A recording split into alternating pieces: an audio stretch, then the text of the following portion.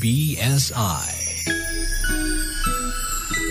Informing and entertaining Filipinos since 1998. Energy, energy, energy, energy!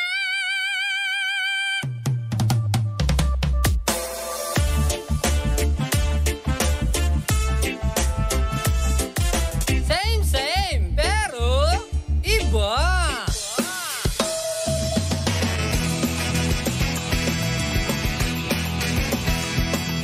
Same, pero iba.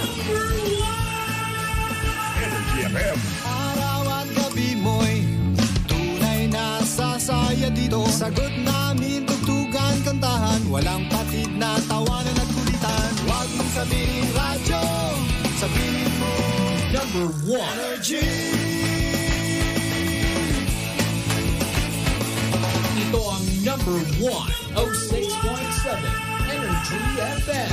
Sa bahay, opisina, kotse, taxi at jeep. What? Tricycle, FX, bus na masigip. Okay, ah. Palengke, internet, plaza, karinderya. Energy FM, nagbibigay saya. Huwag mong sabihin radyo, sabihin mo number one. Energy. Pangga, energy kaibigan mo. Pangga, energy ang numero uno. Agad pumalo na at isigaw mo. Same, pero iba. Huwag mong sabihin radyo, sabihin mo energy. Ang nag-iisang girlfriend mo sa radyo, DJ Lindsay. Ang pinakamakulit na girlfriend mo sa balat ng radyo. Isang magandang morning sa inyong lahat. Ako pa rin po nag-iisang girlfriend mo sa radio. My name is Lindsay. Makulit, pero may puso. Handang makinig sa mga kwento mo. Alam mo, feeling ko kailangan mo na siyang iwan kasi it doesn't make sense. Ang kwento sa lihim ng liham. Mahal kong Lindsay. Ako po si Kaloy ng Blumentritt, Manila. Gusto ko lamang pong itanong sa inyo kung paano ba pigilan na ma-fall ang girlfriend ko sa admirer niya? Konting kwento lang po. Nag-work po as front assistant si girlfriend kaya humaharap talaga siya sa napakaraming tao araw-araw. Sobrang open naman niya sa akin. Lalong-lalo na kapag may nagkakagusto sa kanya. O di kaya naman, balak manligaw. Minsan daw may nagpapaabot ng bulaklak o di kaya naman pagkain. Pero lahat ng yun, tinatanggihan niya. Pero merong isang tao, Lindsay, na hindi ako komportable na nagpapakita sa girlfriend ko. Yung tao na napaka-consistent magbigay ng pagkain sa kanya. Minsan nga, mamahalin pa yung binibigay ng lalaking ito. Galing sa restaurant na hindi ko nga malaman kung paano bigkasin yung pangalan. Dati hindi niya tinatanggap ang mga pagkain na to. Hindi rin niya kinakain kasi ang sabi niya sa akin, natatakot daw siya. Kaya binibigay niya sa iba. Pero katagalan, DJ Lindsay, dahil nga araw-araw nagbibigay tong lalaki na to ng mga surprises, mga pagkain, treats, at kung ano-ano pang mga bagay sa girlfriend ko. Katagalan, tinanggap na rin ni GF. Napakarami niyang inuuwi na pagkain sa akin. At kitang-kita ko na kinikilig pa siya minsan kapag nagbubukas siya ng regalo mula sa lalaki na to. Minsan nanliliit ako. Lalong-lalo na pag nakikita kong mamahalin yung gamit o di kaya naman yung regalo. Kasi hindi ko maibigay sa kanya yun eh. Natatapakan yung pagkalalaki ko. Pakiramdam ko po, DJ Lindsay, wala po akong kwentang boyfriend. Nagpatuloy po ito, mga regalo, pagkain, at madalas na niyang tinatanggap.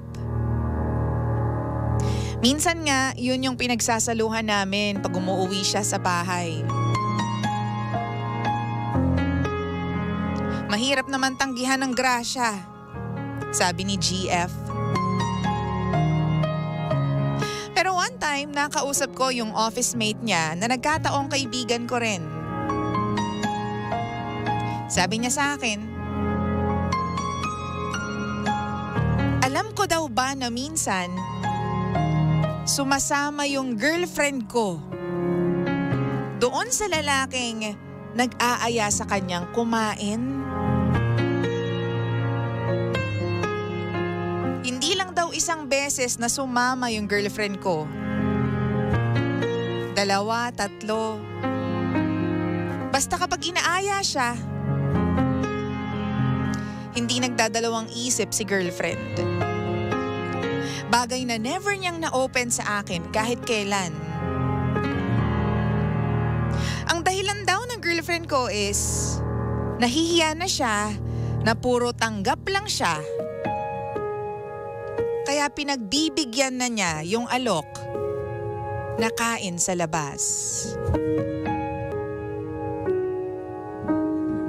Uulitin ko, DJ Lindsay, wala akong alam tungkol doon. Nung kinumpronta ko yung girlfriend ko, sabi niya sa akin, nahiya lang daw siya. Kasi ma-effort daw yung lalaki. Araw-araw daw pinupuntahan siya doon. At araw-araw, binibigyan siya ng pagkain at mga regalo. Ngayon, DJ Lindsay, hihingi lang po sana ako ng saloobin, lalo na ng mga babae at lalaking in a relationship ngayon. Tungkol po dun sa pagtanggap ng girlfriend ko ng mga binibigay sa kanya. Tingin niyo po ba may gusto na rin siya doon sa lalaki? O talagang pinagbibigyan niya lang?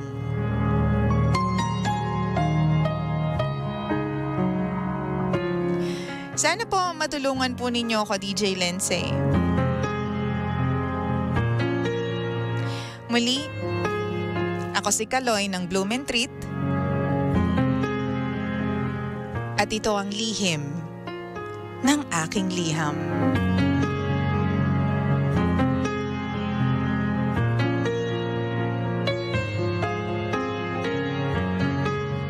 Lihim ng liham.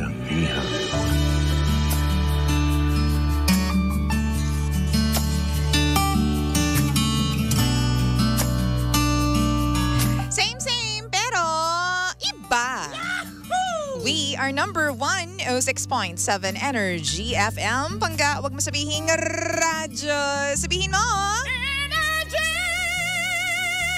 Nako, kumain na sila. Nako, sinasabi ko. Nako, kuya, sinasabi ko talaga. Nako! Oo, ay, nako. Kumain sa labas. Huy, saang labas. Alam mo, nakakatakot lang talaga kasi, bago pa lang lahat, babatiin ko muna, nakikinig sa atin si Doc Clarence ng Clarence MD Makati. I love you so much, Doc. And the Glam Queens, Quezon City. Diyan po sila sa Mayon, Quezon City. Salamat sa pagpapaganda sa akin. And of course, my Monea family. Hello. Wow! Naku, sinasabi ko sa inyo. Oo. Tayo po manding mga babae, no? Aminin nyo to. Oo. Ang gusto natin dun sa lalaki, yung ma-effort 'Diba? Alam mo, sabi nga sa inyo, ang nakakatakot na tipo ng lalaki is yung sobrang kulit. Hindi lang actually ng lalaki, nakakatakot na tipo ng tao is yung sobrang kulit. Yung kahit anong mangyari, gagawa at gagawa ako ng paraan kahit gaano pa katagal to para mapansin mo lang ako. Yun yung mga nakakatakot na tipo ng tao. Yung hindi sumusuko. Diba? Aminin nyo yan. Tayo mga babae, over time, kapag merong nangungulit sa atin, talagang hindi po pwedeng, sige na nga, oo na. O ano ba itong binigay mo? Sarap ba to? Favorite ko yata ito Chocolate cake yata ito Ito yata yung moist chocolate cake na makapal yung chocolate Wow. Oo, grabe. Tapos lalo na pag alam na alam pa nung lalaki na nangungulit yung mga favorites mo. Ay, naku, patay. Paktay ka diha, day. Tapos ikaw na boyfriend, relax ka lang. Yung tipong hindi ka na nag-e-effort para sa girlfriend mo. Yung tipong hindi mo na siya nilalambing. Yung tipong hindi mo na siya dinedate. Nakaw, sinasabi ko sa'yo. Oo, patay na ang pinagbilhan ng bakang payat. Oo. Ay, nako. Pero hindi, ito ha. On a serious level, siguro yung pagbibigay ng gamit o regalo o kung anumang mga surprise doon sa girlfriend, lalo na kung talaga may itsura yung girlfriend mo, yon para sa akin kasi ako tumatanggap din talaga ako. Di syempre, pinaghirapan kasi yan ng mga taong nagbibigay eh. So alam mo yon, tinatanggap ko talaga kasi na-appreciate ko talaga at ginagamit ko talaga yon. Okay, yung mga binibigay po sa akin. Pero feeling ko, wala din namang masama ha. Ito, patapusin niyo muna ako. Huwag muna kayo magre-react ha. Wala din naman sigurong masama kung lalabas siya kasama yung lalaki but kailangan alam nung jowa at meron dapat kayong kasama at least isa o dalawang katrabaho ng babae. You will never go out together alone. Diba? Kasi ang tawag doon, date. Date na ang tawag doon, bakla. Oh. Sorry yan ang katotohanan ng buhay. Kapag dalawa lang kayo, tapos yung isa may gusto sa'yo, diba? Dalawa lang kayong kumain sa labas, dalawa lang kayong nagkape, tapos yung isa alam mo may gusto sa'yo, date ang tawag doon eh. Oo, kahit pa saan kayo kumain, kahit pa sa turo-turo yan, kahit pa sa super mamahalin na restaurant, date ang tawag doon. Tapos ang hindi pa nakakatanggap-tanggap dyan is, bakit hindi alam ng boyfriend? Bakit hindi mo alam, Kaloy? Bakit hindi sa'yo sinasabi ng jowa mo kung wala naman talagang malis? Wow! Siguro sasabihin ng iba, kasi alam na magagalit yung jowa, alam na hindi papayag. Kailangan sabihin mo pa rin kahit na mag-away kayo o kahit na, 'di ba? Kailangan niya malaman eh, 'di ba? Well, para sa akin lang naman 'yan.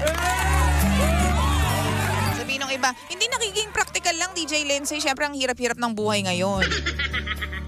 Alam mo siguro yung once na pagbigyan mo siya na lumabas, kumain, dapat alam yun ng boyfriend mo, di ba? Dapat alam mo yun, Kaloy.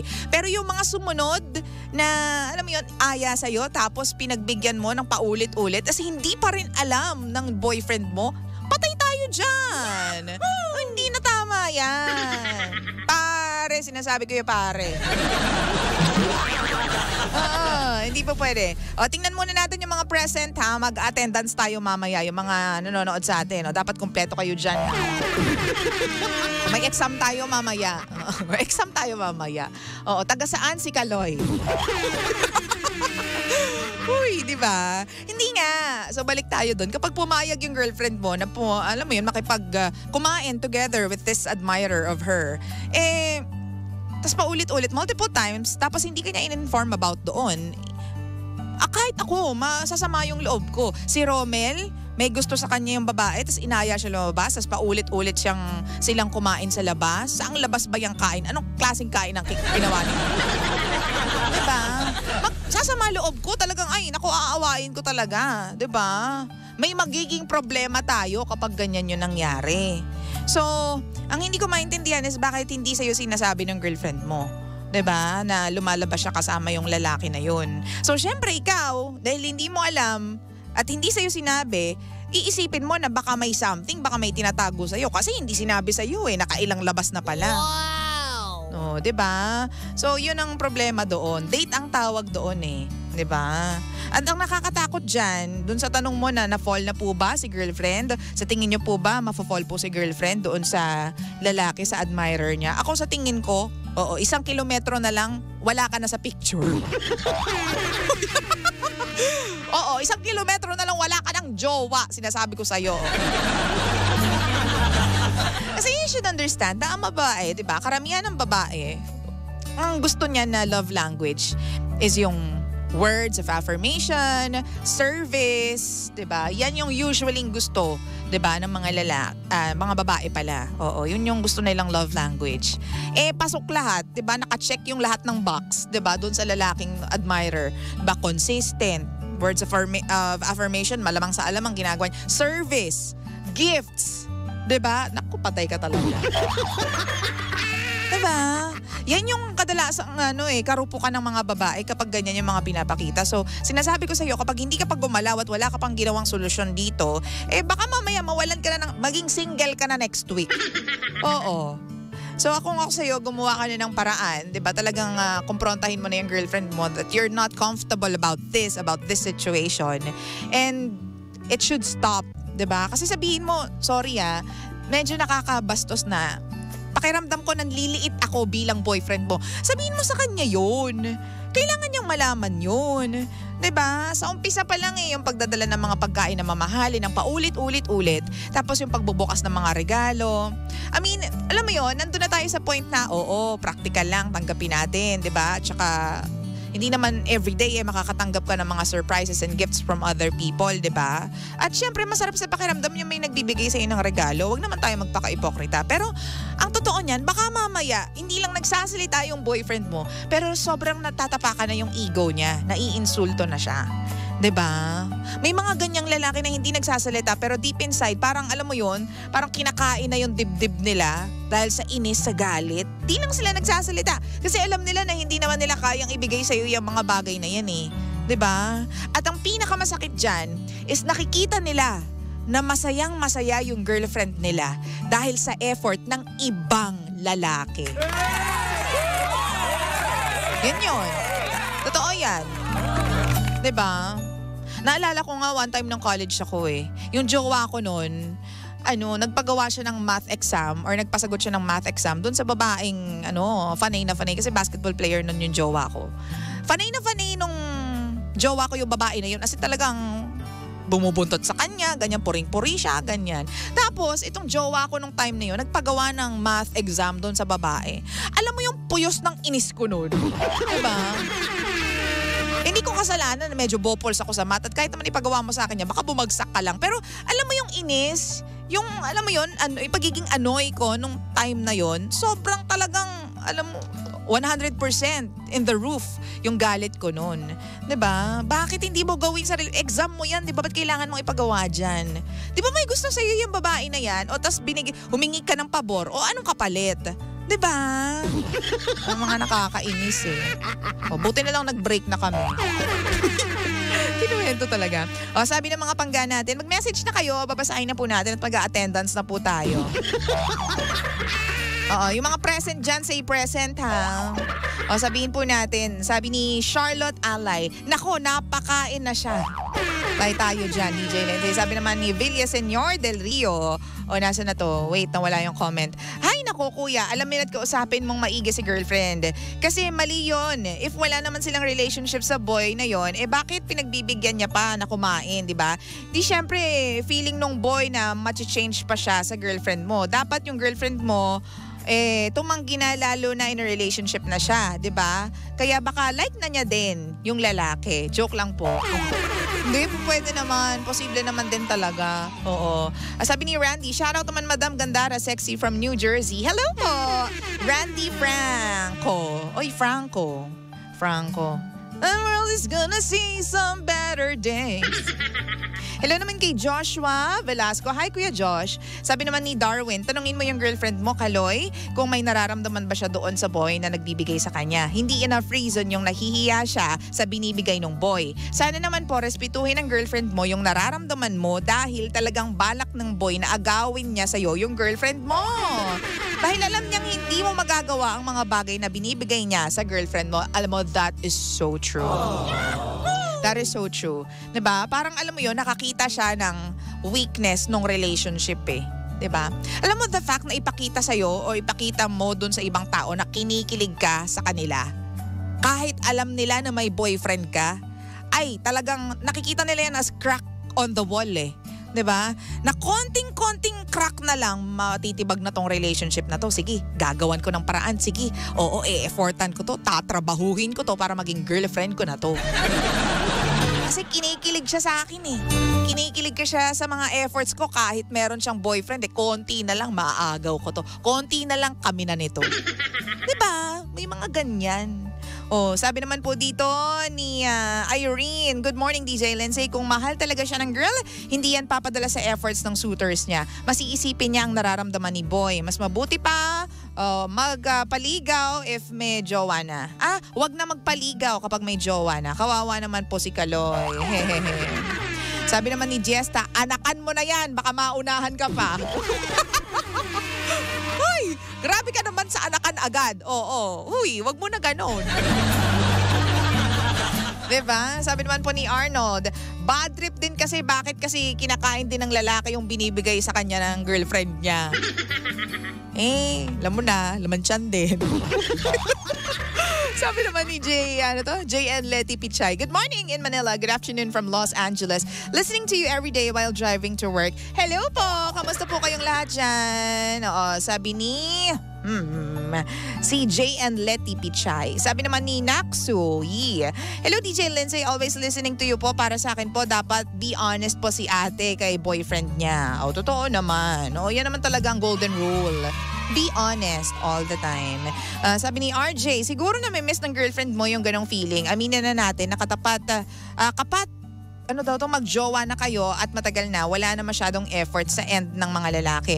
Paano mo magagawang kainin ng bigay ng lalaking may gusto sa jowa mo? Ha. Diba? Well, yan talaga yung magiging reaksyon ng mga lalaking nakikinig sa atin. Bigayan ng maliligaw ng girlfriend ko o ng pumporma sa girlfriend ko eh. Yung iba, kapag matibay talaga yung mukha, kakainin. Hirap-hirap ng buhay eh. Alam nga namang mapanis lang yan. Sayang naman. Pero yung mga lalaki talaga, kasi naturally, may pride yung mga yan. So yung iba, hindi talaga kakainin. Bakit mo ko tinanggap yan? Hindi kasi sayang naman. Alam nga namang ipamigay ko na naman. Wala nga tayong pambili ng pagkain, wala nga tayong pang dinner. At least nakalibre na tayo. Yan yung sasabihin ng mga babae. Kasi totoo naman. 'Di ba? Kung wala nga kayong pagkain, 'di ba? Talagang paulit-ulit na lang yung kinakain nyo every dinner kasi nga mahirap ang buhay, hindi kayo makabili ng masarap. Biglang may nagbigay ng masarap, hindi mo kakainin. Sorry na. 'Di ba? Practical lang. Sabi naman ni Marilyn Timbol, na-fall na. Effort to the max yung boy eh. Pero matanong ko lang, anong tanong mo? Wait lang, nawala na naman yung ang bilis kasi ng pag-akyat ng mga comments. Matanong ko lang po, alam ba ni ma-effort na boy na may boyfriend si ate? Dapat respect man lang, 'di ba, sa boyfriend. Anyway, effort ka din kuya, ikaw yung boyfriend 'di ba? Galawin mo yung baso. Hello from Santa Ana, Pampanga. Hello, sabi naman ni Fonky Esquivel, mainam kausapin mo yung lalaki at itigil na yung ginagawa niya dahil hindi maganda. Kung gusto mo, upakan na natin. Bakit na kayo ganyan mag-comment dito sa Lihim ng Liham? Pero okay lang, natutuwa naman ako. Pero bakit basagulero kayong lahat? Programa natin Lihim ng Liham. Pero yung mga comment, anakan mo na. Upakan na natin.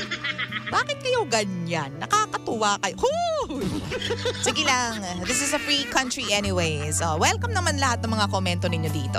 Wala tayong problema dyan. Sabi naman ni Michelle, naku, mahirap nga yan, Kaloy. Gawin mo na, mag-take effort ka rin. Puntaan mo yung girlfriend mo sa work. Sorpresahin mo rin. Kung di ka gagalaw, naku, mawawala talaga yung girlfriend mo. Then tell your girlfriend na iwasan na po yung guy na yun and not to go out with him. Sino pa yung mga hindi ko pa nababasa dyan? Say present. Sabi ni Chard Acosta, para sa akin naman, letter sender, may magagawa ka naman para pigilan yung pagtaas ng level ng nararamdaman ng girlfriend mo sa tao na yon. Kung gugustuhin mo ipaglaban yung relasyon ninyo, una mang kausapin yung girlfriend mo about sa totoong nararamdaman mo. Pangalawa, kausapin mo yung tao, yung lalaki sa lalaki, 'di ba? Na over the backod na yung ginagawa niya at merong karelasyon, 'di ba? O merong relasyon na masisira. If pag hindi nag-work lahat sa maayos na usapan, alam mo na yung sagot. Pero dapat, patunayan mo pa rin sa girlfriend mo yung deserve mo at deserve ka niya kahit hindi mabigay ang mga bagay na kayang ibigay ng iba. Aww! Arnold, Gawin mo na ang pinagbabawal na technique, haha.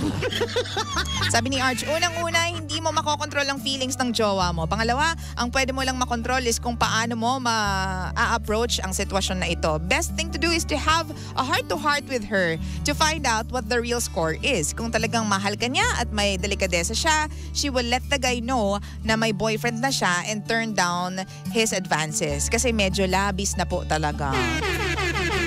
Sabi ni Gab, ipakita mo sa kanila kung sino ka. Sumama ka sa lunch date nilang dalawa. Oo. Hello, Mommy Jack. Sumama ka, ikaw yung third wheel. Sino ka? Ako yung jowa. O, lunch tayo. Ito order ko. Ikaw magbayad O. Ganun. Sabi naman ito ni Choyam, sa pa-shoutout naman madam sa Japan, Kaloy, makipag-date ka rin. Tanong mo sa girlfriend mo saan gala. Doon kayo pupunta ng kadate mo. Present din daw si Jerome sa mga oras na ito. Anywho, alam mo, ito na, maging seryoso na tayo ha. Again, tulad ng sinabi ko kanina sa mga babaeng nakikinig po sa atin, or sige, sa mga lalaki na rin, you should let your partner know what's happening to you. Kapag lalo na pag hindi kayo magkasama, yung may mga pumoporma ba sa inyo, may mga nagpapakita ba sa inyo ng interes, sino yung mga nagbibigay ng regalo sa inyo, 'di ba? Kasi alam mo, mga lalaki, tulad ng sinabi ko, may pride and ego ang mga yan. Na tipong konting masalag mo lang ng konti yung pride nila, sasabog yung mga yan. Yan yung pinakaayaw ng isang lalaki maramdaman. Yung tipong, kumbaga mababa sila compared to other men. Alam mo yon, yung tipong hindi sila enough kumpara sa ibang lalaki. Ang masakit pa dito, may pinagkukumparahan ka. Hindi ba dapat yung boyfriend mo lang yung the best para sa'yo? 'Di ba? Hindi man technically the best talaga dahil may mga pagkukulang, hindi perfect ang life. Pero syempre dapat ang tingin mo sa kanya kahit ano pang mangyari, kahit mahirap ang buhay. Boyfriend ko to, mahal ko to, siya lang talaga. Wow! Tsaka hindi tama na lumalabas ka, kumakain ka sa labas with your admirer nang hindi nalalaman ng boyfriend mo. Una sa lahat, respeto sa boyfriend mo. Lumabas ka na nga kasama yung admirer mo eh. 'Di ba? Tapos hindi mo pa sinabi sa boyfriend mo. Oh. Syempre ang iisipin natin, baka naman may ibang kainan na naganap. 'Di ba? Hindi kasi nga, 'yun ang iisipin ng iba dahil hindi mo nga sinabi kay Kaloy eh. Kaloy, hindi mo alam eh. 'Di ba? Paano mapipigilan? Kausapin mo. Kausapin mo lang yung jowa mo. 'Di ba? Sabihin mo sa kanya yung nararamdaman mo. Sabihin mo that it's making you less of a guy or of a man or of a boyfriend. Dahil sa mga nangyayari, dahil sa ginagawa ng girlfriend mo. 'Di ba? Hindi naman, valid naman kung magagalit ka eh. 'Di ba? By all means, i-express mo kung anong nararamdaman mo. Kung nagagalit ka, magalit ka. Kasi tao lang tayo. 'Di ba? Nakakapag-react tayo, may emotions tayo. Pero kailangan malaman ng girlfriend mo once and for all na hindi ka na komportable. 'Di ba? Na natatapakan na yung pagkalalaki mo. Na feeling mo, malapit na siyang ma-fall doon sa lalaki. 'Di ba? Ano pa yung mga bagay na hindi mo sinasabi sa akin? 'Di ba? Lumalabas kayo together ilang beses na. 'Di ba? Kapag hindi tayo magkasama, siya ba yung kasama mo? Mga ganyang bagay. Tanungin mo lang. 'Di ba? Hindi naman masamang magtanong, girlfriend mo naman yan eh. Tsaka may rason kasi kung bakit ka nagtatanong. Kasi hindi siya naging transparent with you. 'Di ba?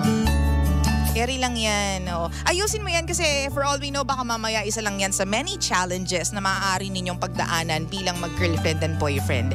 Marami pa tayong pagdadaanan with our partners. Pero ang importante, ayusin natin kahit paulit-ulit yung mga nangyayari. Or hindi naman paulit-ulit na nangyayari. Kasi iba yun ha. Kapag paulit-ulit na yung problema, still the same problem. Pero paulit-ulit, ibig sabihin hindi ka nare-respeto. Wala siyang pakialam sa mga sinasabi mo. Yun yung totoo. Wow! Pero marami pa tayong madadaanan na problema, 'di ba? Rocky roads na madadaanan all throughout the relationship. But what's important is piliin natin yung taong mahal natin over and over again. Piliin natin na ayusin kung ano yung problema at kung sinabi ng partner mo na may problema ako with this person o with this thing, ayusin mo, wag mo nang ulitin. Pahalagahan mo yung sinasabi ng partner mo. Kasi mahal mo siya, 'di ba? Kasi partner mo siya, kasi boyfriend mo siya. 'Di ba? 9:39 in the morning. This is Ako'y Sa'yo, Ika'y Sa'kin. So 106.7 Energy FM. Ikaw na ang may sabi